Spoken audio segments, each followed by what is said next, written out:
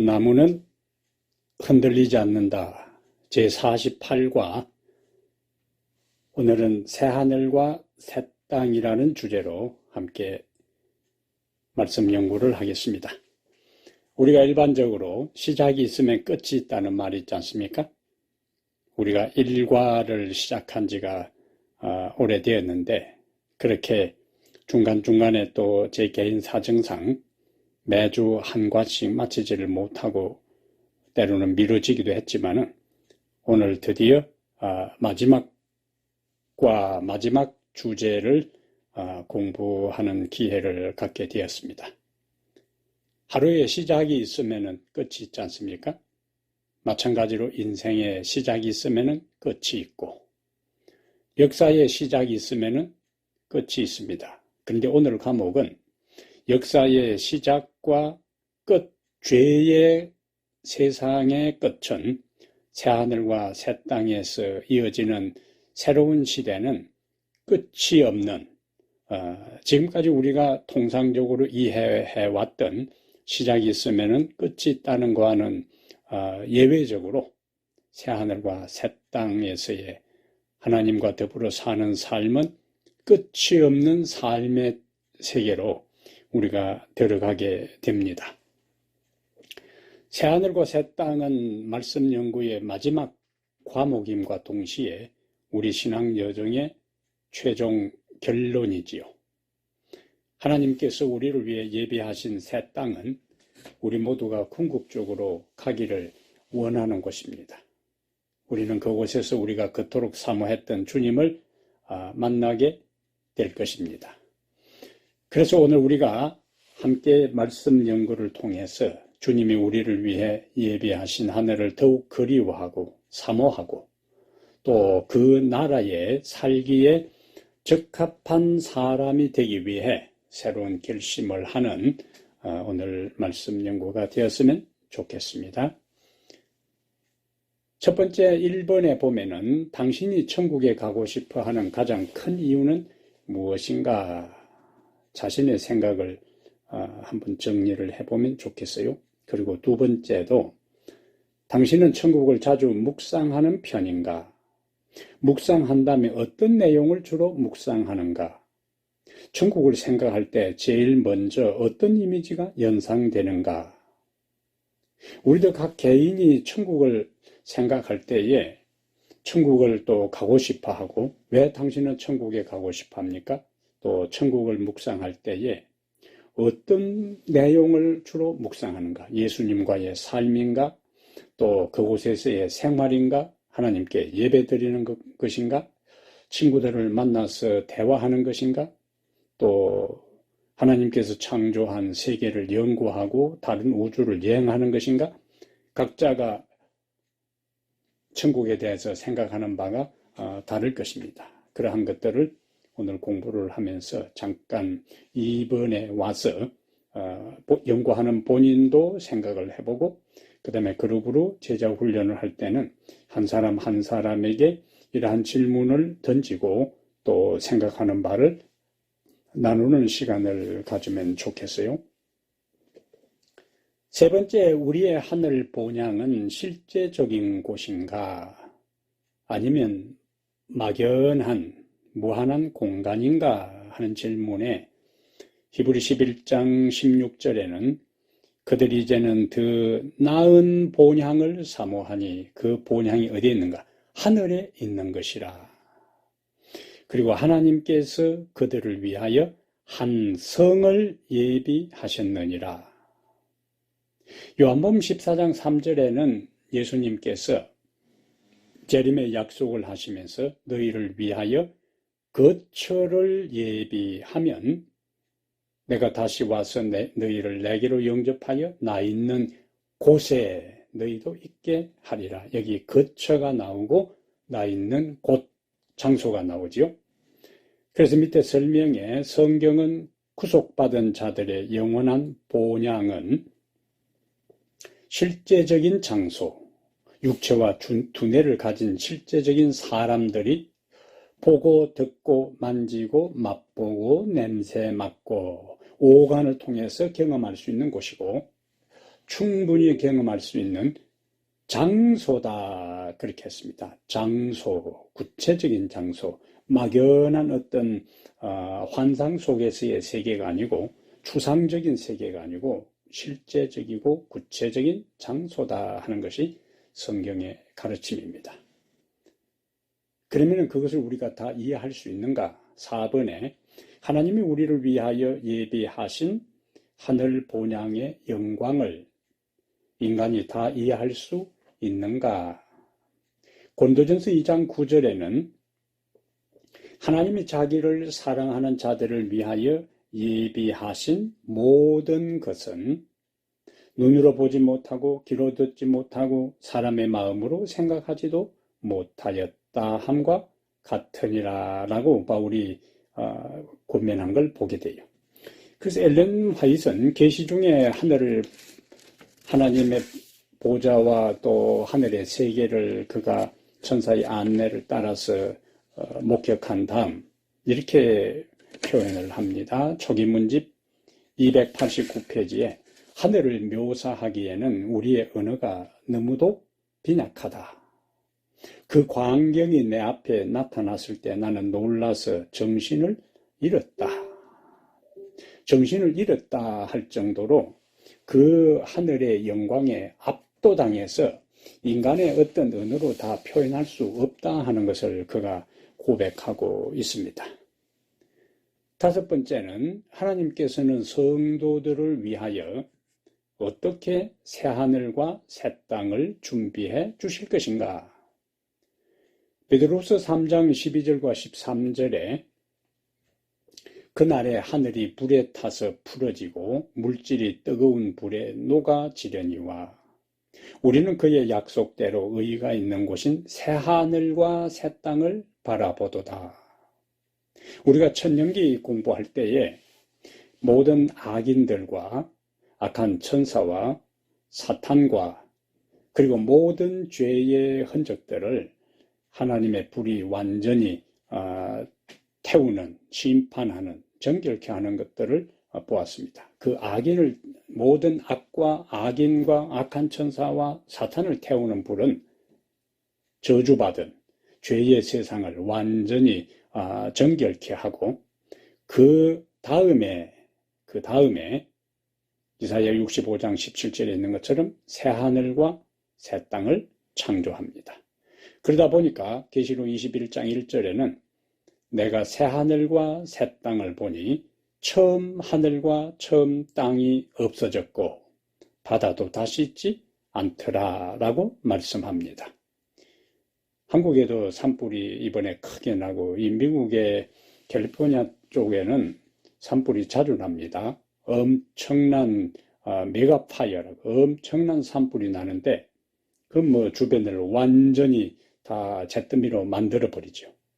그런데도 이 자연의 복구력이 참 신기합니다. 자연의 복구력이라는 것은 하나님께서 그 다 타버린 그 산이나 들판들을 조금 시간이 지나면 거기에 새싹이 돋아나고 또 씨앗이 날아와서 나무가 자라고 또 새들이 오고 짐승들이 다시 찾아와서 이전과 같은 그 거대한 숲으로 다시 회복되는 것을 볼 수 있어요. 하나님께서 이 세상을 완전히 죄의 흔적을 다 정결하게 한 다음에 그 자리에서 다시 죄의 흔적과 저주가 없는 새하늘과 새 땅을 창조할 것을 약속을 하셨습니다. 6번째는 재창조한 세상에서는 누가 살게 될 것인가? 여기 시편 37편 29절에는 의인이 땅을 차지할 것이라고. 여기 땅은 하나님께서 창조한 새하늘과 새 땅입니다. 그리고 거기서 앞에 서론에서 인생의 시작도 하루의 시작도 다 끝이 있지만은 그러나 구원받은 다음에는 끝이 없어요. 땅을 차지하고 영원히 살게 된다. 초기문제 294페이지에는 아름다운 새 땅은 그 모든 영광과 함께 성도들의 영원한 상속이었다. 그리고 그들은 그것을 영원 무궁토록 누릴 것이다 라고 기록하고 있습니다. 재창조한 세상에서는 누가 살게 될 것인가? 시편 37편 29절에는 의인이 거하게 되고 또 37편 9절과 11절에는 온유한 자가 땅을 차지할 것이라고 했습니다. 자, 온유한 자들이 땅을 차지해서 영원히 거하게 될 것인데 7번에 하나님께서 재창조한 영원히 온유한 자와 의인들이 영원히 살 새하늘과 새 땅, 재창조한 회복된 새 땅의 상태는 어떨 것인가? 첫 번째는 들판과 숲의 장면들을 보면은 나는 온갖 꽃으로 가득 차 있는 한 들을 보았다. 그 풀의 빛깔은 생동감 넘치는 녹색이었고 예수님의 영광을 자랑이라 하는 듯이 흔들릴 때마다 은빛과 금빛을 반사하고 있었다. 그리고 그 숲 속에는 빛이 있어서 숲이 온통 영광으로 환했다. 새하늘과 새 땅의 들판과 숲의 장면이 그리고 그 숲에 생명나무와 각종 과일들이 이제 있는데 구원받은 사람들이 이제 함께 참여할 하늘 만찬의 장면을 보는데 거기에 순은 완전한 은으로 된 큰 식탁을 보았는데 길이가 여러 마일이나 되었고 그곳에서는 하늘의 온갖 진귀한 종류의 과일들로 진설되어 있었고 보좌로부터 맑은 강물, 생명나무가 맑은 강물이 있고 흘러나오고 그 강 옆에 생명나무가 있는 모습을 묘사하고 있습니다. 머릿속에 상상만 하고 그리기만 해도 가슴에 뿌듯함과 따스함이, 감격이, 기쁨이 밀려오는 것을 경험하게 돼요. 그 다음에 그 새하늘과 새 땅의 상태는 다시는 해함이 없을 것이다. 이사야 11장 6절과 9절에 여기 맹수들과 초식 동물들이 함께 거하는 것들을 묘사하고 있어요. 이리하고 어린 양, 표범과 어린 염소, 송아지와 어린 사자, 살찐 짐승이 함께 있고 거기다가 어른이 아니고 어린 아이, 그 다음에 암소와 곰이 함께 먹고 또 사자가 소처럼 풀을 먹고 젖 먹는 아이가 독사의 구멍에서 장난하고 그래서 6절부터 9절의 가장 핵심적인 마지막 결론은 나의 거룩한 산 모든 곳에서 해됨도 없고 상함도 없다. 이것이 핵심 키워드입니다. 하늘에서는 서로 해하는 것이 없다는 거예요. 회복입니다. 종종 우리는 유튜브에서 동물들의 그 생태를 볼 때 어떤 경우에는 사자는 작은 그 초식 동물들을 그냥 잡아먹는 것이 본능인데 어떤 경우는 사자가 어린 사슴 새끼를 다른 동료들로부터 보호하는 장면도 나와요. 그러한 것들은 천국의 모습에 맛보기에 해당된다. 그런 거 보면 뭔가 뭉클한 감동을 받잖아요. 그냥 사자가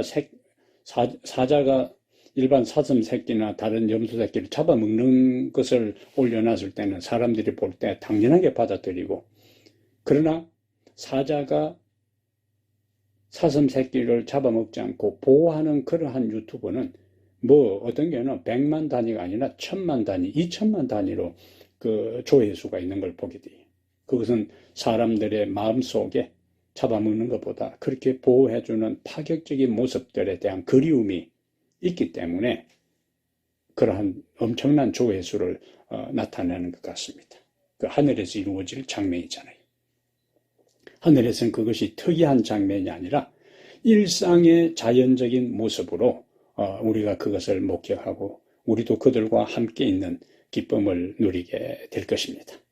8번에 하나님께서는 새 예루살렘을 어디에 세우실 것인가? 계시록 21장 2절에 내가 보매 거룩한 성 새 예루살렘이 하나님께로부터 하늘에서 내려온다 했어요. 신부가 남편을 위하여 단장과 같은 새 예루살렘 하늘로부터 내려오는데 내려오면은 그것이 또 이를 장소가 있어요. 정착할 장소가 있어야 되는데 계시록 21장 2절과 함께 연결되는 것이 스가랴 14장 5절과 4절과 9절이요. 예수님 구원받은 성도들이, 거룩한 자들이 하나님과 함께 임할 때에 감람산이 동서로 갈라지면서 거기에 거대한 골짜기가 형성되는데, 대정ቱ 662페이지에는 바로 그 감람산의 하늘의 예루살렘이 내려오는 것을 기록하고 있습니다.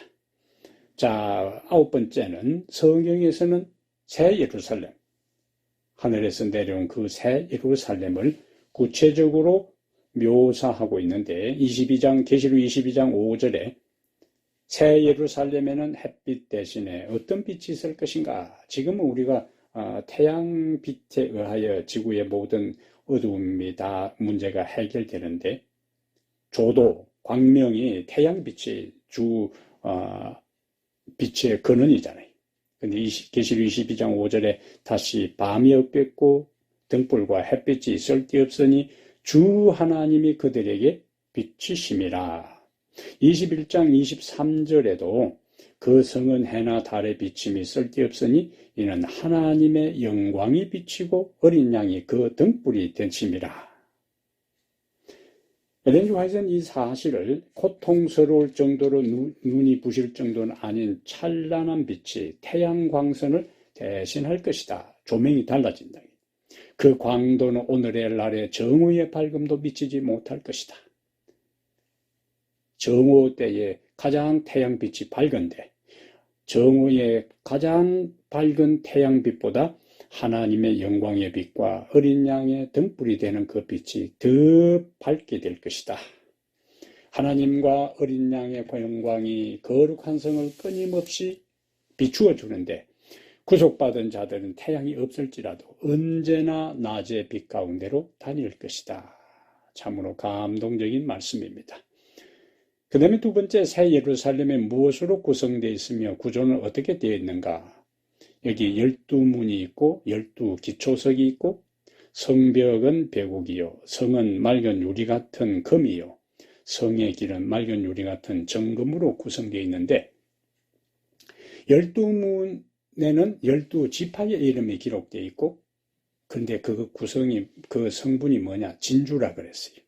우리가 진주는 고난의 산물이잖아요. 그 진주조개 안에 이물질이 들어갔을 때에 진주조개가 특수한 물질을 계속 분비해서 그것이 굳어져서 만들어진 것이 진주잖아요. 그래서 12문이 진주로 되어 있다는 것은 이 땅에서 하나님을 위하여 고난을 통하여 승리한 자들이 통과하는 곳이다 하는 의미로 이해를 합니다. 그 다음에 기초석은 12보석으로 되어 있는데, 그 보석 위에 12사도의 이름이 기록되어 있고 12문에는 12지파의 이름이 기록되어 있다. 그럼 12문에는 12지파, 12기초석에는 12사도의 이름이 기록되었다는 것을 두 가지로 연결해서 이해를 하면은 12사도가 전한 복음을 믿고 구원받은 사람들이 12지파 하나님 백성들이니까 12사도가 전한 복음을 믿고 구원받은 하나님의 사람들이 통과하는 곳이 바로 12진주문이고 하늘이다 하는 것을 여기서 볼 수가 있습니다. 새 예루살렘에는 누구만이 들어갈 수 있는가? 속된 것이나 가정한 일, 거짓말한 자는 결코 들어가지 못하되 어린 양의 생명책에 기록된 자들만 들어가리라 명확하게 말씀을 하고 있습니다. 자, 새 예루살렘에서는 무엇을 먹고 마실 것인가? 계시록 22장 1절과 2절에 생명수 강이 있고 그 다음에 생명나무가 있는데 12가지 실과를 맺히되 달마다 그 실과를 맺히더라 했습니다. 그러니까 생명나무, 보통 일반 지금 현상 세계에서의 과일은 1년에 한 번, 또 1년에 한 2번, 그것이 전부지만은 하늘의 생명나무는 달마다 매달 한 번씩 열매가 맺히는 것을 이야기하고 있어요. 저는 이 장면을 보면서 왜 하나님께서 달마다 생명나무 열매가 맺히게 했을까 하는 생각을 갖다가 뒤에도 나오지만 이사야 66장 23절에 구원받은 성도들이 매달 첫날 월삭 매달 첫날에 하나님 앞에 예배드리고 안식일에 또 하나님 앞에 예배드립니다. 그래서 매달 초하루 첫날 하나님 앞에 모여 예배드릴 때에 하나님께서 그달 열린 생명과를 하나씩 다 나눠주지 않나 하는 묵상을 해봅니다. 자, 10번에 회복된 본향에 사는 사람들의 상태는 어떨까? 재밌는 거요. 처음 창조 때의 키로 회복된다. 아담과 하와가 창조될 당시에 최고 비율이 맞는 그 상태로 가장 균형 잡히고 아름다운 상태로 모든 구원받은 사람들의 그 육체적인 상태, 키가 회복된다고요. 오랫동안 잃어버렸던 에덴의 생명나무로 나아가는 길은 회복되고 구속받은 자들은 처음 영광 중에 있을 당시에 인류의 완전한 키만큼 자라난다. 정신과 육체의 주님의 완전한 형상을 반사할 것이다. 최고로 아름다운 상태로 회복된다는 놀라운 약속, 희망입니다. 그래서 키가 작은 사람이나 큰 사람이나 또 홀쭉한 사람이나 균형 잡힌 사람이나 할 것 없이 그날에는 하나님께서 각 개인에게 최상의 균형 잡힌 몸매와 아름다움을 허락하신다는 것을 볼 수가 있습니다. 그 다음에 언제나 건강한 상태를 유지하며 영원히 살 것이다. 이사야 33장 24절에 그 거미는 내가 병들었노라 하지 아니할 것이라. 이사야 35장 5절과 6절에는 소경이 눈이 밝고 기물이 귀가 열리고 저는 자는 사슴같이 뛰고 벙어리 해는 노래하고 하는 회복에 대한 이야기고, 계시록 21장 4절에는 아픈 것이 다시 있지 아니하리니. 대정토 676페이지에 아무도 휴식을 필요로 하거나 원하지 않을 것이다. 거기서는 하나님의 뜻을 행하고 그분의 이름을 찬양하는 데 피곤을 느끼지 않을 것이다.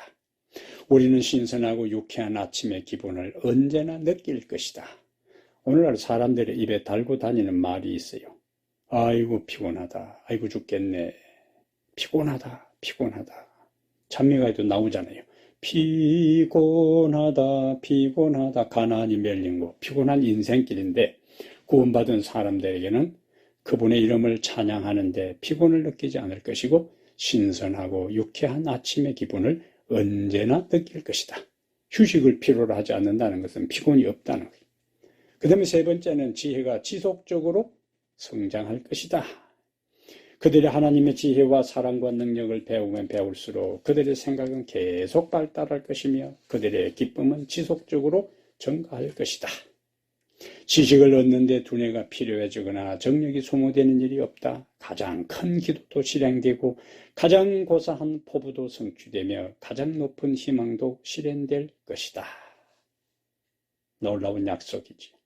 자, 11번에 구속받은 자들은 본향에서 누구와 함께 영원토록 지낼 것인가? 계시록 21장 3절에 하나님의 장막이 사람들과 함께 있음에 하나님은 친히 그들과 함께 계셔서 하나님과 영원히 함께 있을 것인데, 자, 하나님과 영원히 함께 있다 보니까 하나님과 교제하면서 하나님의 얼굴을 보게 될 것입니다. 그때는 사이를 가로막아 놓았던 희미한 휘장 없이 하나님을 직접 대면하여 볼 것이다. 우리는 그분 앞에 서서 그분의 얼굴의 영광을 직접 바라볼 것이다. 그래서 바울이 고린도전서 13장에서 우리가 지금은 거울을 본 같이 희미하나 그때는 얼굴과 얼굴을 맞대어 대면하여 볼 것이라 하는 것이 그때 그대로 성취될 것입니다. 자, 하나님과 이렇게 함께 얼굴을 맞대어 대화하고 그분의 영광을 목격할 뿐만 아니라 천사들과도 이제 교제할 것인데, 구속받은 자들만이 천사들이 자신의 일생에 행한 봉사를 이해할 것이다. 날 때부터 자기를 지켜준 천사, 발걸음을 주목하고 위험한 날에 자기의 머리를 보호해준 천사, 사망의 골짜기에서 자기와 함께하고 무덤을 지키다가 부활의 아침에 처음으로 자기를 맞아준 천사, 이런 천사들과 함께 이야기하고 하나님께서 우리를 구원하신 모든 것에 대한 것, 천사와의 더불어 천사가 나를 보호할 때에 있었던 에피소드를 함께 이야기하면서 천사와 천상의 존재와 교제할 겁니다. 하나님과 교제하고 천사들과 교제하고 그것 넘어서 이제는 가족과 친구들과 영원히 이별이 없는 친구들과 함께 그들을 알아보고 개성을 다 하나님께서 부활하실 때 유지시켜 주니까 그 교제를 영원히 하늘에서도 유지하게 될 것이다.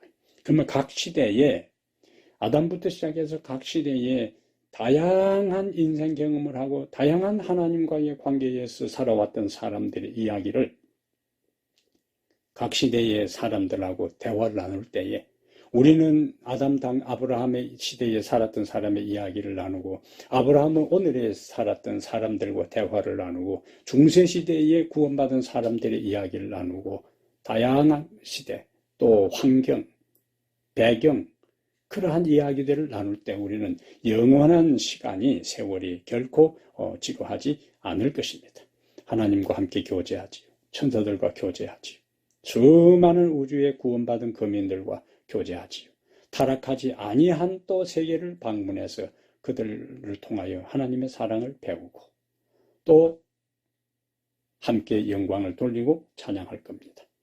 그럼 구체적으로 이러한 교제뿐만 아니라 12번에 가서 새하늘과 새 땅에서 무엇을 하며 지낼 것인가? 어떤 사람들은 그 영원한 세월 동안 뭘 하며 지나지? 이미 하나님과 천사들과 가족들과 이 친구들과 교제하는 이러한 것만 해도 그 영원한 시간이 결코 영원으로 느껴지지 않을 거예요. 계시록 22장 5절에 세세토록 왕노릇하리로다. 이사야 65장 21절에는 그들이 가옥을 건축하고 그 안에 살겠고 포도나무를 심고 열매를 먹을 것이며, 여기 초기분지 18페이지에 보면은 훌륭한 집들이 있는데 매우 찬란하게 보이는 진주로 아로새긴 4기둥이 받치고 있었고 그 집에 성도들이 살 것이다. 그리고 반지를 하기 위해서 그들의 멜류관을 시름 위에 얹어놓고 농사일을 하기 위해 밭에 나가는 장면이 나옵니다. 이것은 농사를 지어서 자기만 먹을 것이 아니라 서로 농사 품평회처럼 하나님께도 갖다 바치고 또 주변 사람들하고도 나누어 먹고 서로 돌려 먹고 하는 이러한 교제들이 얼마나 낭만적이고 아름다워요. 우리 집 뒷뜰에 조그만 텃밭에 이제 농사를 지어서 교인들에게 나눠 먹고 다른 사람하고 나눠 먹을 때에 유기농으로 농사를 지어서 그것이 얼마나 솔솔한 재미인지 모릅니다. 하늘에서도 우리는 그러한 작은 소박한 행복을 계속 경험하게 될 겁니다. 그것으로 끝나는 것이 아니고 세 번째 보니까 하나님과 그리스도의 품성에 대해 명상하고 찬양을 한다. 영원한 세월이 흘러감에 따라 하나님과 그리스도에 대한 더욱 풍성하고 더욱 영광스러운 계시가 나타난다. 더 깨달아진다는 거예요. 지식이 발전되어 감에 따라 사랑과 존경과 행복도 증가될 것이다. 사람들이 하나님에 대하여 배우면 배울수록 그분의 품성에 대한 그들의 감탄은 더욱 커질 것이다. 그리하여 천천만만의 무리는 음성을 합하여 찬양의 대합창을 한다. 하나님의 사랑이 더 가슴 절절히 느껴지고 그분의 희생과 은혜들이, 예수님의 희생과 은혜들이 더욱 가슴 깊이 점에들기 때문에 가만히 견딜 수가 없지요. 그냥 온 우주의 거민들과 함께 하나님을 찬양하는 노래를 부르는 겁니다. 그것은 연습해서 하는 것도 아니고 마지못해서 하는 것도 아니고 입으로 달싹달싹 하는 노래가 아니라 가슴으로부터, 영으로부터, 심령으로부터 흘러나오는 그 감격과 감사와 감동을 주체할 길이 없어 우리는 하나님을 또 찬양하고 예배할 겁니다. 그것으로 그치는 것이 아니에요. 네 번째, 하나님의 창조의 세계를 연구합니다. 하나님의 창조의 세계, 창조의 영광, 별들과 태양계들의 모든 그 천체를 연구하고 세포를 연구하고 식물을 연구하고 동물을 연구하고 그 미생물의 세계, 미지의 세계 속에 펼쳐진 우리가 지금 현상에서 이 과학이 발달한 세상에서도 도무지 알지 못했던 그 신비로운 세계를, 무한한 세계를 통해서 연구하고 연구해도 또 그 너머에 우리가 연구해야 될 그 주제들이 펼쳐질 거예요. 지루할 틈이 없습니다. 지루할 틈이 없어요. 따분할 시간이 없습니다. 날마다 경의와 기쁨 속에서 우리는 새로운 발견, 그 발견한 것을 가지고 예수님께 가서 오늘 제가 이러한 것을 연구했습니다. 깨달았습니다. 그럼 예수님께서 또 보충해서 더 설명해 주고, 다른 사람들하고 여러 팀들을 짜서 어떤 사람은 식물 연구하고 어떤 사람은 보석 연구하고 어떤 사람은 다른 별들 또 연구하고 해서 모여서 서로 그것을 나누는 시간들을 갖는다면은 이거는 앞에서 이야기한 것처럼 지루할 시간이 없죠. 끊임없이 하나님의 능력과 은혜의 신비에 대해 감사하게 되고 우리의 지력은 무한을 향하여 계속 성장하게 될 것입니다. 그리고 다섯 번째는 다른 별들의 세계를 여행하며 하나님의 은혜를 간증한다. 우주의 모든 보화가 구원받은 하나님의 백성들의 연구 대상으로 펼쳐진다. 죽음의 속박에서 벗어나 그들은 멀리 떨어진 다른 세계들, 인간의 불행을 보고 슬프게 탄식하고 한 영혼이 구원을 받았다는 소식을 듣고서는 기쁨의 노래를 부른 다른 세계들을 향하여 피곤을 모르는 날개를 펴고 날아간다. 우주 여행입니다.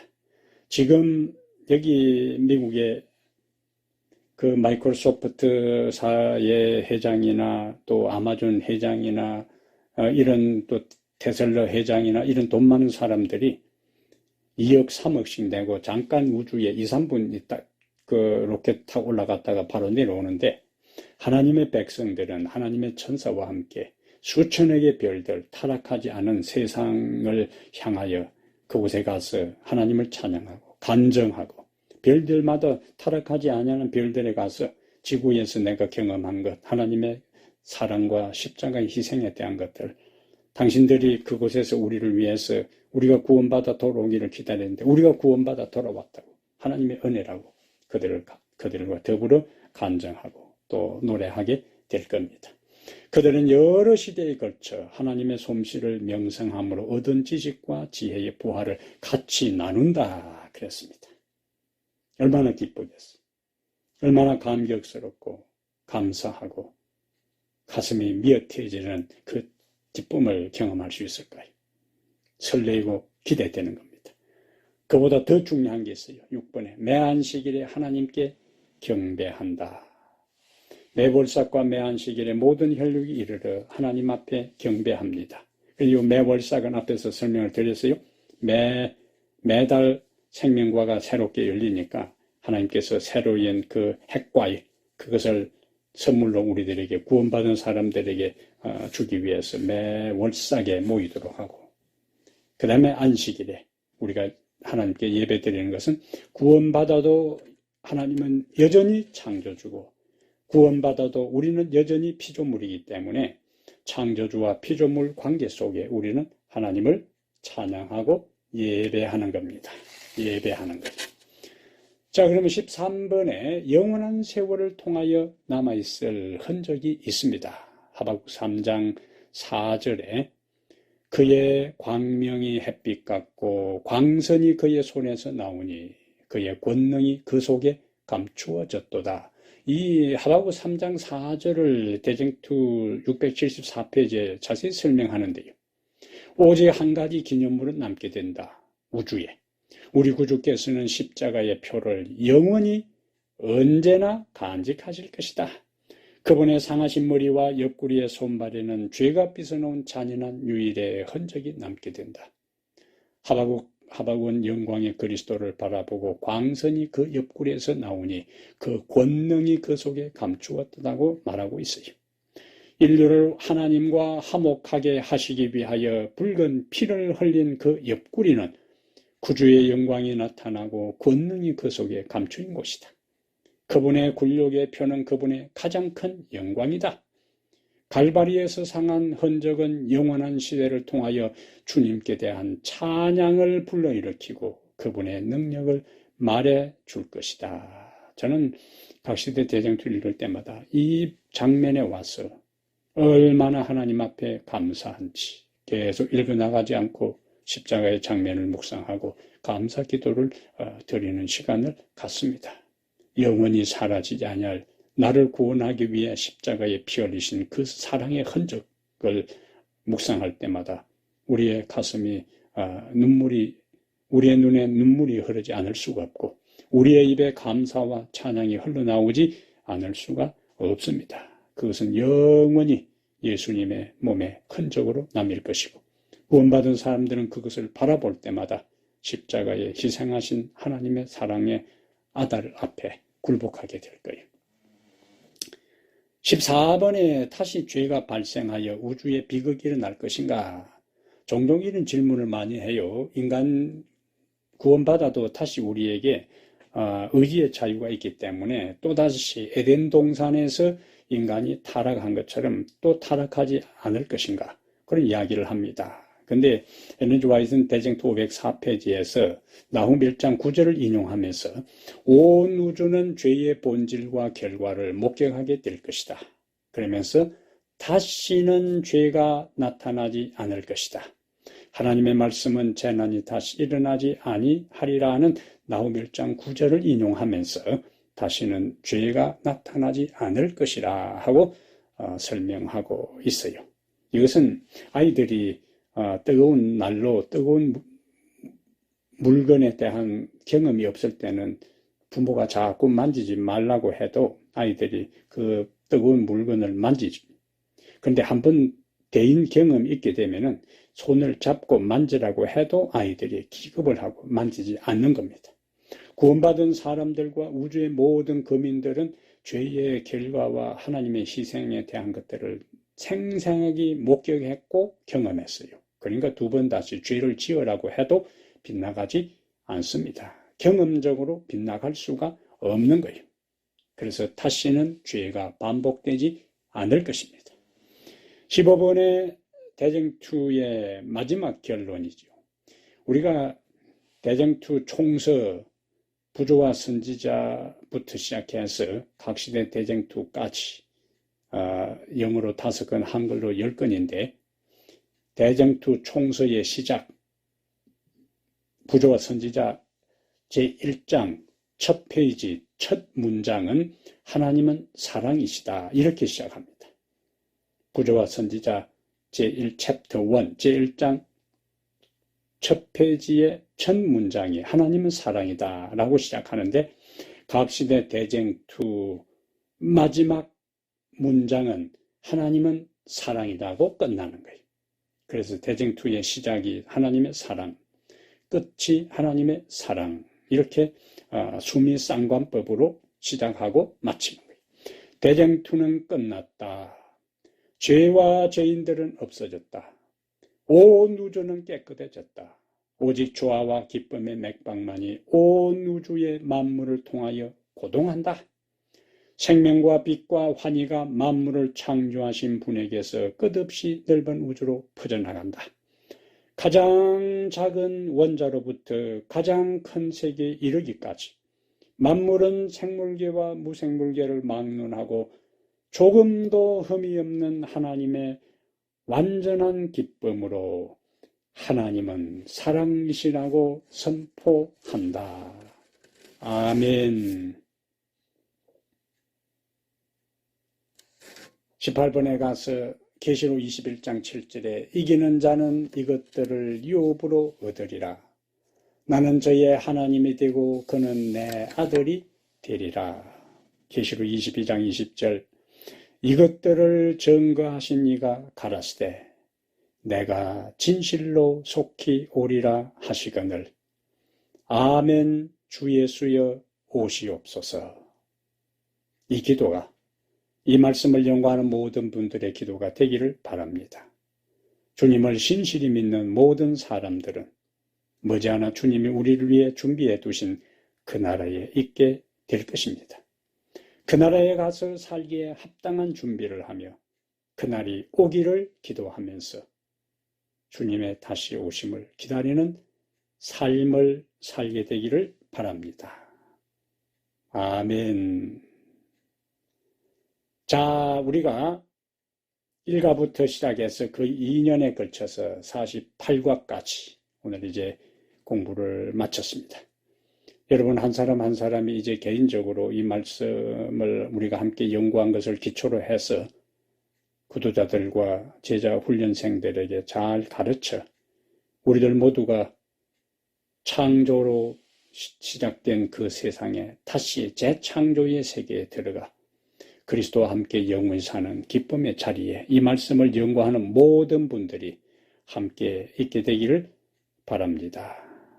이 모든 연구를 위해서 우리 배 목사님 PPT 만드시면서 고생하셨고 계속적으로 또 관심을 갖고 했던 또 김동열 목사님 그 외에 강목을 다시 정리하고 편집하는 데 수고한 모든 목사님들에게 감사를 드립니다. 우리 잠깐 기도하겠습니다. 세상을 창조하신 하나님, 범죄한 인생들을 다시 구원하사 새로운 세계에 재창조한 세계에 다시 우리를 거하게 하실 귀한 약속을 인해 감사합니다.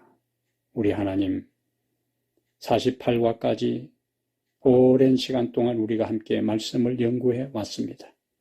말씀 연구의 궁극적인 도달 지점은, 도착 지점은, 이룰 곳은 새하늘과 새 땅임을 저희들이 기억하오니 아무리 우리가 말씀을 배우고 연구해도 우리가 그 현장에 있지 아니하면 무슨 의미가 있겠습니까? 이 말씀을 그동안 함께 연구했던 모든 사랑하는 주의 종들과 주의 종들을 통하여 말씀을 새롭게 배우는 모든 분들이 이 말씀을 따라 준비하여 예수 그리스도 앞에 구원받은 자로서 다 서게 하여 주시옵소서. 우리 주 예수님 이름으로 기도하옵나이다. 아멘.